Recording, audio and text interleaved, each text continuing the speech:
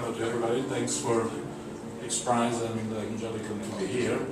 And just to start with, I think I have a good chance to apply for the best dressed team, thanks to many contributors.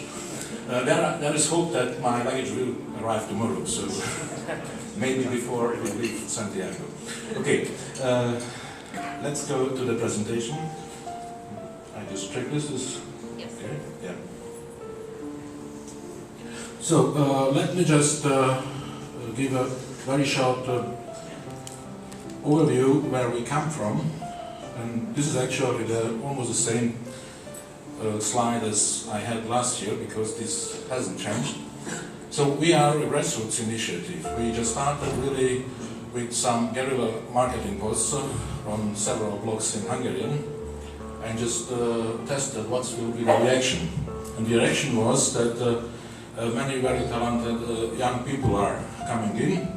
So this worked, and the GLXP appeal worked, even if actually at that time almost nobody has heard about the GLXP in Hungary. So this is also our process further, that we are trying to attract mostly young people from every walk of life. So we have really everything, but as you all have, engineers, scientists, PR people, designer, blogger, whatever you like. We had experienced a couple of roadblocks. Some of them are specifics to Hungary. One of them, I believe, is just maybe this is a Hungarian specialty. In any case, we think it is a Hungarian specialty. It's not a good one, but there is a big. How should I say that? It's a big chance that if you start something very unusual, then people say, "Oh, you were crazy first. That's okay. That's common for all of us." But the second thing, if you are starting to raising money, then they ask, "Oh, when they will disappear with that money?" The unfortunate thing behind is that there were such projects in Hungary. So it took us at least 1 year just to overcome this position, but at the moment I believe we are far behind that one. What we are still struggling with, it's just the economical and environment actually. This is, I know it's nowhere is really good at the moment, but Hungary is really facing a recession, and we feel it also in gathering sponsors. So, but we are fighting, and we are not quite unsuccessful. So the other thing about Chief Puli, by the way, I think most of you already know what a Puli is. It's a shepherd dog, or ancient shepherd dog, and as every normal dog has 4 feet. So we have also our strategy actually aligned on 4 feet, and so first of it is just like our masterpiece. We would like to win, of course, the GLXP. That means that we are developing the mission. If you like, it's a some sense normal research and development project, but we are, as many of us are working also on just to become a real company, and just to think further, even if we shouldn't win the prize, which we don't believe, but we want to go further, and we are looking at also this time at the specific spin-offs which we can use also in art. And the 2 other feet we have is just really a cultural and educational mission. We have been talking about culture and education many times, and my personal belief is that most people don't know that space, science, mathematics is just part of our culture. If you know that astronomy is the oldest science, and it should be really just part of everyday culture. And we try to explain to people that, look, if such crazy people like us don't do things, that you won't have your mobile phone, you won't have your TV, whatever else. So this is also just something very important for everyday life, and it changes everybody's everyday life. So that's what we are stressing as well. We are a Hungarian team, and we would like to remain a Hungarian team, but Hungary is not in isolation. So we are gathering contacts, and we are open to any cooperation as well. So this is just the past a little bit.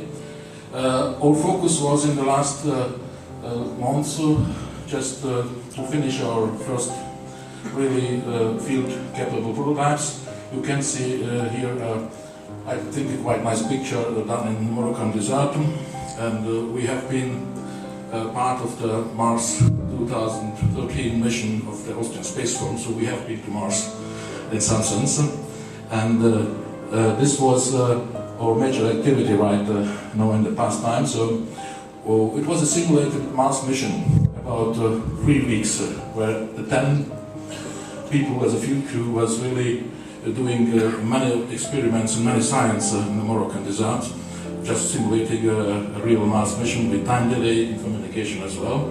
And our rover was one of the experiments participating in that. So we just could make a lot of field tests for the rover mechanics, power management, telemetry, imaging, navigation, mission control, and procedures. Quite shortly, Bob White told us the Lunokhod mission. We are driving our Puli rover the same way as Lunokhod was driven. So we took the pictures, very simple, very fail-safe, and very efficient in data transfer as well. So we took the pictures, take a look, tell the rover, go ahead, this direction, whatever. So this has been tested and it worked quite well. But most importantly was the mission control procedures we have tested within the team. This is the human part of the story. How can you work with different people together, and how can you keep contact with other teams? And this is just a picture in our, I call it baby mission control center in Budapest, the city hall. So we have also the city of Budapest behind us. So this, I believe it's a good option to grow a little bit on that, in that direction. And we had a lot of experience how the teams are working. Our team, we had a 6-people team for controlling the mission. 1 driver, 1 telemetry person, 1 field director, flight director, hot spare, media, and a communication guy who has contact with the field in Morocco and with the centrum and in Innsbruck in the Austrian team. So this was our mission control center where we set up all the procedures and tested it and it worked well. This was also the opportunity for us to get some new sponsors. One of them is the Hungary Control Company. This is just the air traffic control company for Hungary. They are controlling the whole air traffic in Hungary. And as you can see, this is a good contact for us because they have a lot of experience how to set up control centers. The human part, the communications within the teams, how to secure the data lines, whatever. So we are working on this cooperation with Hungary Control. We got also Telenor.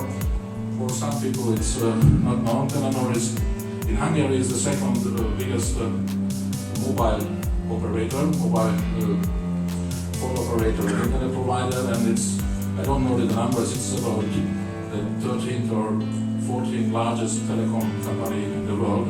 It's bigger than T-Mobile, for instance, in the mobile sector.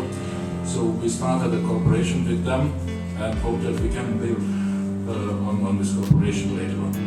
S&T is one of our golden sponsors. We got licenses for the CAE software, the CREO software, CREO Elements, which is a parameter-free software just to design for the rover. So that's our other sponsors as well, with a couple of new behind them.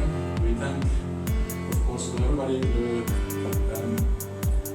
Just to finish it, 2 pictures which we like very much. One of them you can see on the right side, it was in the BBC African News, picturing the Puli rover with one of the Austrian Angelicvm in the Mars. That means Morocco. All the time we get some pictures, we are happy. One of the nicest moments we had in the mission control was one of the end of the day, we just took the sunset in Morocco. Pictures, the rover was taking the control from Budapest via satellite conception. This is just an emotional moment for the team to see. I asked the guys, who did make a picture of Moroccan sunset from Budapest? So thank you.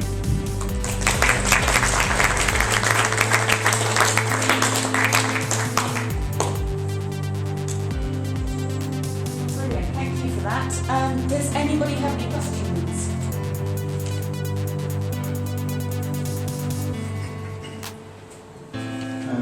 one of the most important things that you learned from your field test in Morocco?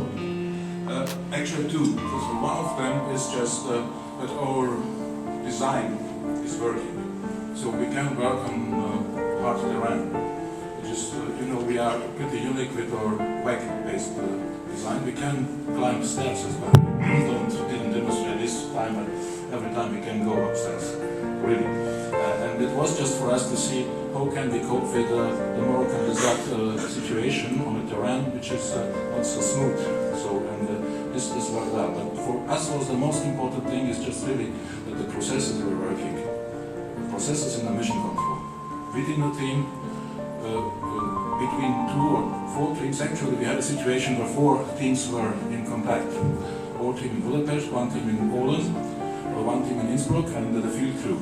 And we made a kind of rover ballad in the desert. So the 2 rovers, the Polish and the rover, were just moving together just to figure out what's the situation and the specific case of the Wi-Fi area. So this was a real ballad. You can find some nice pictures on our website.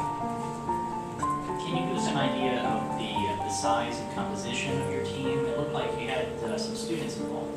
Yes, we have at the moment around 30 volunteers. Most of them are young people. We have a couple of more experienced guys, at least in the number of years I've gone to that one. But this is actually so the number.